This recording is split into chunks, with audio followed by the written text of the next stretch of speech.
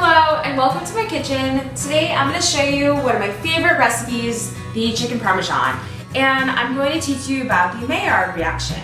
So the Maillard reaction is a browning reaction that happens when sugars and carbohydrates combine with amino acids and proteins. So this reaction is very common in foods like meat and dairy, which do have a lot of protein and a little bit of carbohydrates. So don't confuse this reaction with caramelization though. Caramelization is a browning reaction between only sugars and the carbohydrates. So remember, this is between carbohydrates and the proteins. So let's get started and get some Maillard reaction going. So today we're actually going to see the Maillard reaction happen twice. First with the chicken, and then second with the cheese on top, hence chicken parmesan. I have here some boneless, skinless chicken breasts that I have cut lengthwise to make them about, let's say like 1/4 of an inch thick, so they're going to cook pretty quickly. I have a pan here with about, I'd say 2 tablespoons of olive oil, not extra virgin, but actual olive oil. They have different smoke points, so that's important to know. And I'm using olive oil because it is very low in saturated fat, so it's healthy for you. Again, it's going to help develop that really nice brown that comes with the Maillard effect and that aromatic taste. And right here, I just have about a tablespoon of Italian seasoning, and we're just going to sprinkle some on. A traditional chicken parmesan actually calls for breadcrumbs. The reason I'm not using it is because I want you to see the Maillard reaction directly with the chicken. It does happen with the breadcrumbs, but I'm just going to do the chicken. And also it's a little lighter, not having the breadcrumbs on there. And the Maillard reaction is actually going to start right as soon as we put this chicken onto the heat. Get a little oil here. So you're going to see that's already turning white. That's stage 1.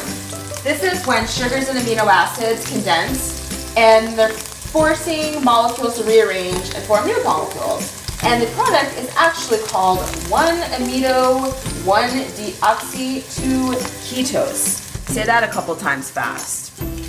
Anyway, so the next stage, which would be stage 2, is going to be yellowing stage. There's 3 stages total.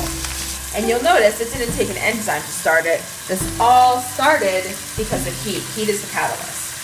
2 minutes or so on medium heat.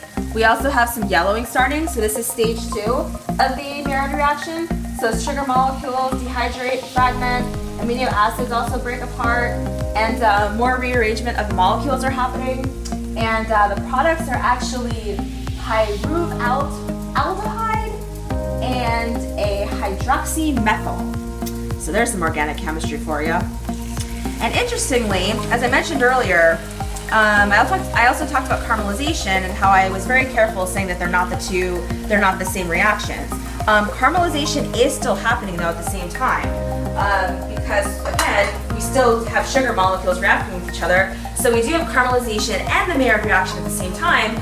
And in fact, Maillard is happening first. Caramelization happens at a higher temperature, usually past around 320. But yes, the Maillard reaction is occurring around 310 degrees. Okay, so we have this beautiful, nice, dark brown. Look at that Maillard reaction, that dark brown developing. Look at that. So that's the final stage of the Maillard reaction where it starts getting very brown. And it's occurring because there's algal condensation and nitrogen compounds are forming. And those nitrogen compounds are called melanoids. And they're actually colored brown, obviously, and they're very aromatic. I have a 1/4 cup of mozzarella, I have a 1/4 cup of tomato sauce, and I have a 1/4 cup of parmesan. The reason I use a little less parmesan is because it is higher in fat content, especially saturated, and it is a potent cheese, so you don't really need a lot of it.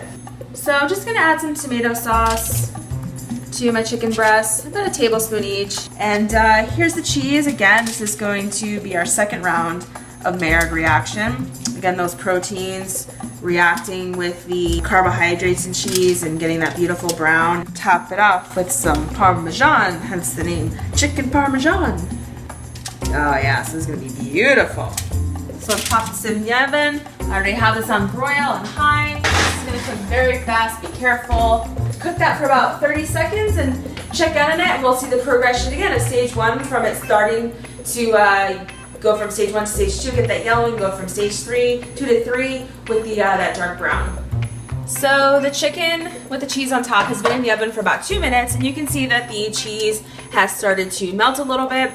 No color change yet, so let's put it back in the broiler under high. After about a minute of being in the broiler, you can see the dark brown starting to form on top of the cheese. Again, that's the Maillard reaction. Let's put it in for another 1 minute.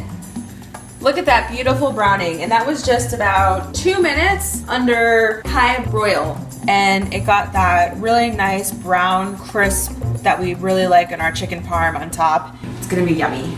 Can't wait. So thank you for listening to my video and learning about the Maillard reaction with me. And I inadvertently also had some Maillard reaction with my garlic toast. So there you have it. So I hope you learned a little bit of science and also appreciated the browning process of meat and dairy that gives us that delicious flavor. Thank you.